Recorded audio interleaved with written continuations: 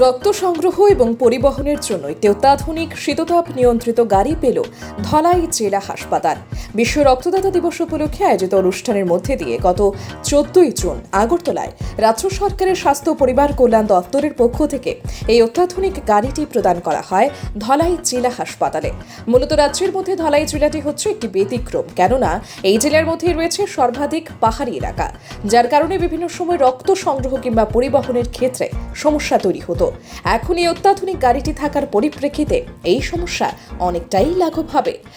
আজ এক সাক্ষাৎকারে ধলাই জেলা হাসপাতালের মেডিকেল সুপারিনটেন্ডেন্ট ডক্টর বিধান ভৌমিক জানান, এই গাড়িটি সর্বসুবিধাযুক্ত। একদিকে যেমন শীততাপ নিয়ন্ত্রিত, অন্যদিকে অত্যাধুনিক সুবিধা রয়েছে গাড়িটিতে। এই গাড়িটির মধ্যে দিয়ে একসাথে দুজন রক্তদাতার নিকট থেকে রক্ত সংগ্রহ করা যাবে।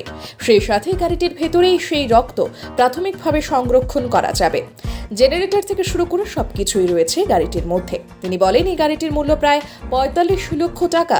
এই গাড়িটি পাওয়াতে স্বাভাবিকভাবেই উপকৃত হবেন জেলাবাসী এবং গোটা রাজ্যের মধ্যে একমাত্র ধলাই জেলা হাসপাতালকেই এই ধরনের গাড়ি প্রদান করেছে স্বাস্থ্য দপ্তর। ডিপার্টমেন্টস, কারণ এই যে blood collection and blood transportation van, এটার নাম যেটা আমরা পেয়েছি 14 জুন, এই মাসের 14 তারিখ আমাদেরকে দেওয়া হয়েছে। আগরতলা থেকে আমরা ব্যানটা নিয়ে এসেছি। আসলে এই ব্যানটার মধ্যে আমরা ব্লাড কালেকশন করতে পারি, ব্লাড আমরা ট্রান্সফার করতে পারি।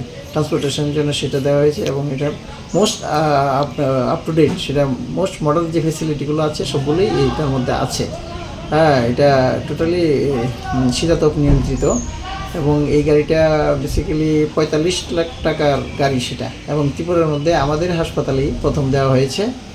আমাদের ধলাইবাসীর কথা চিন্তা করে সেটা করা হয়েছে এবং তা আমাদের খুবই কাজে লাগবে, কারণ এতদিন ধরে আমাদের ব্লাড কালেকশন ট্রান্সপোর্টেশনের সাংঘাতিক ধরনের অসুবিধা হতো এবং সেই সমস্যাটা রইল না। আমরা যে কোনো জায়গাতে ধলাইয়ের আমরা এটা নিয়ে গিয়ে আমরা ব্লাড ক্যাম্প করতে পারবো এবং এটাতে একই সময়ে 2 জন ব্লাড দিতে পারবে। এটা এমন একটা ব্যবস্থা আছে ভিতরে।